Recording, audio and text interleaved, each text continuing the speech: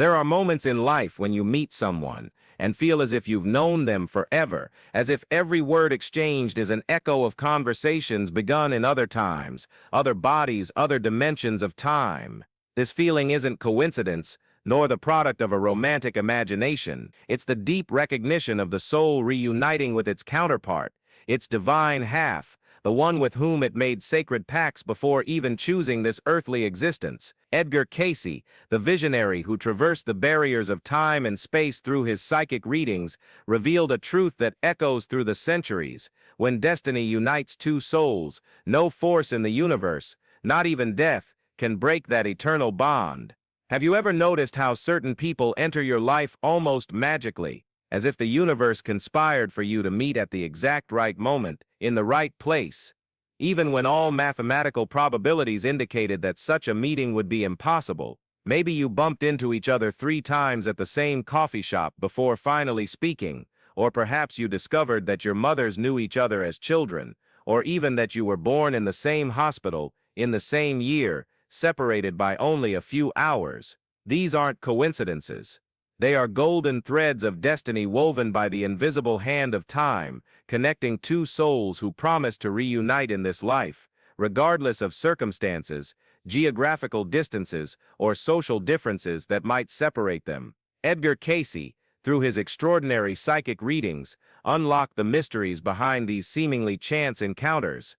He taught us that each soul carries within it a kind of energetic map, a unique vibrational signature that resonates with specific other souls. When two twin flames come close, something similar happens to what occurs when two tuning forks of the same frequency are placed near each other. They vibrate in natural harmony, without the need for external adjustments. This resonance isn't just emotional or mental, but profoundly spiritual, touching layers of consciousness that transcend our rational understanding. Observe the subtle signs the universe places in your path when a twin flame is approaching. First, there's an inexplicable restlessness, as if your soul knows something important is about to happen, but your conscious mind can't yet decipher the signals. You might start dreaming of places you've never visited, of faces you don't recognize, but which awaken a strange familiarity. You might start finding white feathers in unlikely places, seeing repetitive number sequences, like 1111 or 2222, or hearing the same song in different places, as if the cosmos is orchestrating a symphony just for you. When the meeting finally happens, there's a moment of temporal suspension, as if the whole world pauses to witness this sacred reunion. Eyes meet, and there's an instantaneous recognition, not of the physical person before you, but of the eternal essence inhabiting that body. It's like looking into a cosmic mirror and seeing your own soul reflected, but in a complementary version, like two halves of a sacred circle finally uniting to form wholeness, divine completeness. Edgar Cayce revealed that these twin flames aren't romantic creations of the human imagination, but profound spiritual realities. According to his teachings, at the beginning of creation, each soul was divided into two complementary polarities, masculine and feminine, not in a physical sense, but in an energetic and spiritual sense. These two halves then embarked on an epic journey through dimensions, lives and experiences, always seeking the reunion and the final merging that will elevate them to a higher state of consciousness. But why is this search so arduous? Why does the path to reunion seem filled with obstacles, missed connections, and sometimes deep suffering? The answer lies in the nature of spiritual growth.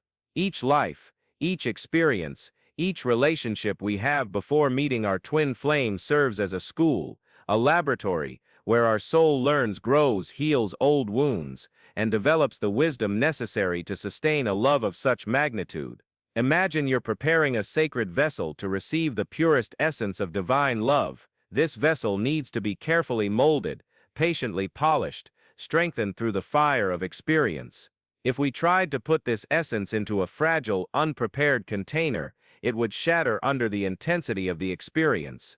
Similarly, our soul needs to mature, heal its wounds, release limiting karmic patterns, to be ready to receive and sustain the unconditional love of a twin flame.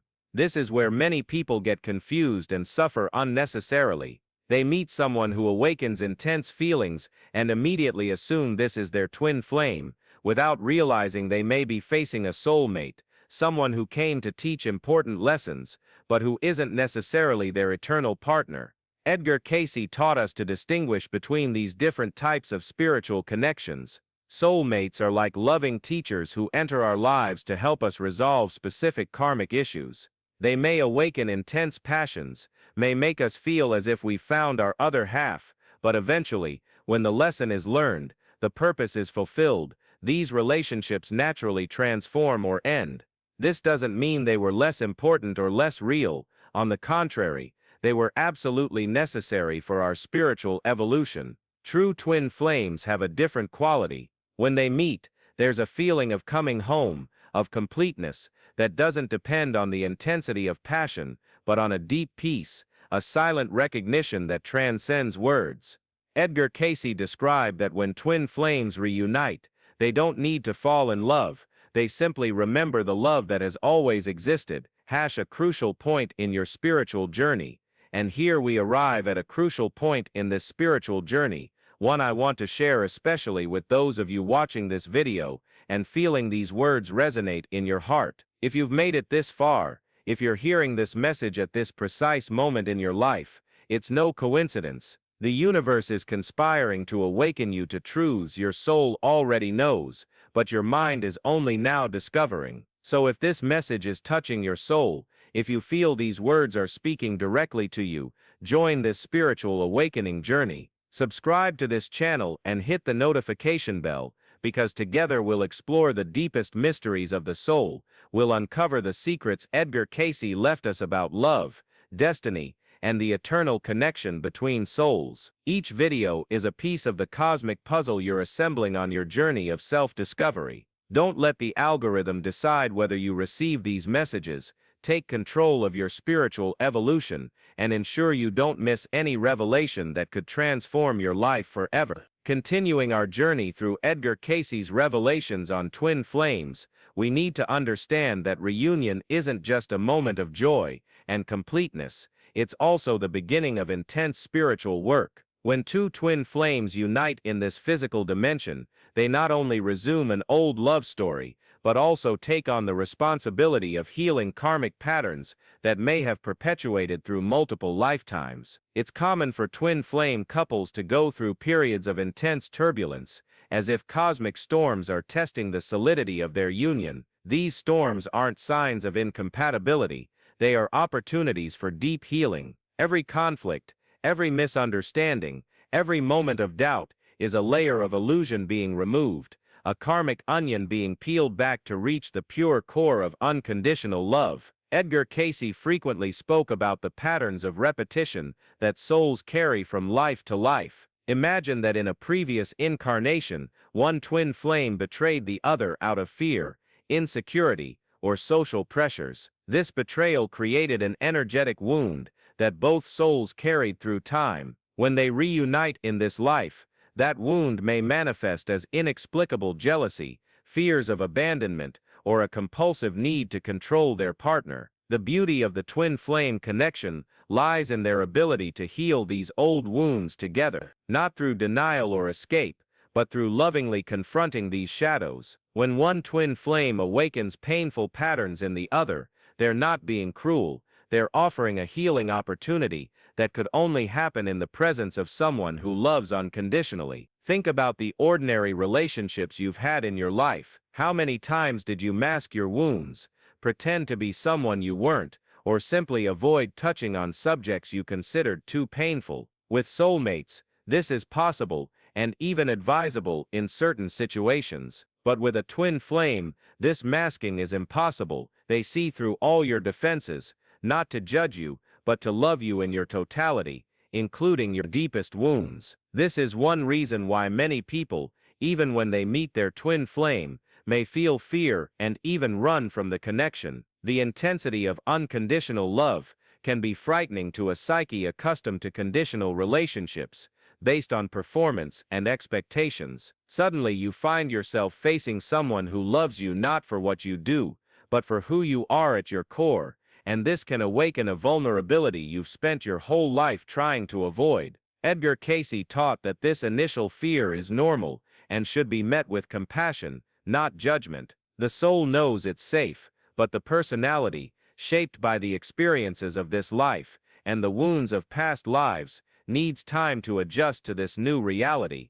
It's like a prisoner who spent decades in a dark cell and is suddenly brought into the sunlight. Freedom is real, it's desired, but adjusting to the new reality takes time. During this adjustment period, it's common for twin flames to go through phases of coming together and pulling apart, like a cosmic dance where each needs to internally process the magnitude of what's happening. One may feel overwhelmed by the intensity of the connection and need space to integrate the energies. The other may interpret this distance as rejection and activate old abandonment wounds. Herein lies one of the most important lessons Edgar Cayce left us about twin flames: the need for divine patience. Love between twin flames doesn't follow human timelines. It doesn't obey social expectations of how a relationship should develop. It has its own rhythms, its own seasons, its own mysteries. Sometimes twin flames meet when one or both are committed to other people. This isn't cruelty of fate.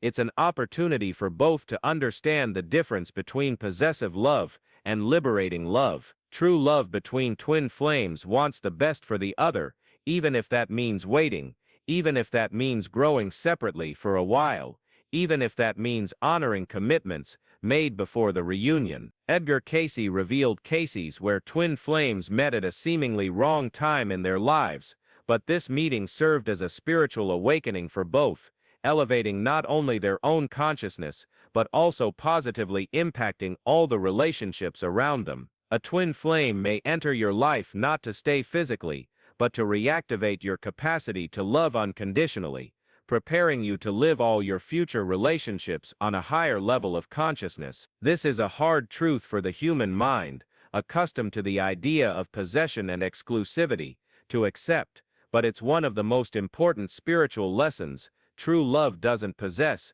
it liberates. When you truly love someone, you want their happiness above all else, even if that happiness doesn't include you in the way your personality might desire. But don't despair if your story isn't unfolding as you envisioned. Edgar Cayce taught us that spiritual time is different from human time. What feels like an eternity to us might be just a moment from a cosmic perspective. Soulmates who meet at the wrong time often discover it was precisely the right time for both to learn specific lessons they couldn't learn otherwise. Imagine two trees planted very close together as saplings. If they grew like that, intertwined from the start, their roots might tangle, their branches might compete for light, and both might have limited growth. But if they grow separately for a while, developing strong roots and abundant canopies, when their branches finally meet, they can create a magnificent shade together, offering shelter and beauty to the whole garden around them. So it is with soulmates who need to grow separately before uniting definitively. Each experience lived separately, each lesson learned individually, each wound healed alone, becomes a gift that one soul offers to the other when they finally come together. They don't arrive at union as two incomplete halves seeking wholeness, but as two whole beings who choose to create something even more magnificent together. Edgar Cayce spoke about the signs of confirmation the universe sends when two soulmates are aligned for their definitive union. These signs are different from the initial signs of attraction. They are cosmic confirmations that the time for the sacred reunion has arrived. They might appear as simultaneous dreams, where both souls meet in subtle dimensions, as spontaneous healings of old wounds when one thinks of the other, as extraordinary synchronicities that confirm that their lives are being orchestrated by a higher intelligence. One of the clearest signs is when both souls begin to have visions or insights about past lives they shared. Edgar Cayce documented cases where people who had never been interested in regression or past lives suddenly started having vivid flashbacks of shared existences with their soulmate. These memories didn't come as mental curiosity, but as a deep emotional recognition, accompanied by an unmistakable feeling of truth. These flashbacks often reveal not only moments of love and union, but also moments of painful separation, unfulfilled promises, mutual sacrifices. One soul might remember being a priestess in an ancient temple, having to choose between her earthly love and her spiritual mission. The other might remember being the warrior who left for war, promising to return, but who died in battle, leaving his beloved waiting for a lifetime. These memories don't arise to cause pain, but to bring understanding and healing. When both souls understand the patterns that have repeated across lives, they can consciously choose to create a new pattern in this existence. The priestess can learn that serving the divine includes honoring sacred love. The warrior can learn that his most important battles are internal, and that his greatest victory is remaining present for those he loves. This understanding brings a deep peace, because both souls realize that their meetings and partings throughout lives weren't failures or punishments, but necessary parts of a larger cosmic dance. Each separation made them wiser, each reunion brought them closer to perfect union. Like two diamonds that refine each other through friction, each shared experience made them brighter, purer, more capable of reflecting the divine light. Edgar Cayce taught us that when soulmates finally unite in full awareness of what they represent to each other, they become an energetic portal through which divine love can manifest in the physical world. It's not just a personal relationship, it's a spiritual service to humanity. Their harmonious union radiates waves of healing that touch everyone around them, inspiring others to seek higher levels of love in their own lives. That's why Edgar Cayce always emphasized that the ultimate purpose of the union between soulmates isn't personal happiness, although this is a natural consequence, but the co-creation of something greater than both individually. It might be children who carry special missions, it might be works of art that elevate collective consciousness, it might be healing or teaching projects that transform entire communities. The important thing is to understand that when destiny unites two soulmates, this union isn't a prize for good behavior nor an escape from life's difficulties. It's a sacred responsibility, an opportunity to demonstrate on Earth what's possible when two human beings consciously choose to love beyond the limitations of the ego, beyond the fears of personality, beyond the wounds of the past. This transcendent love isn't exempt from challenges.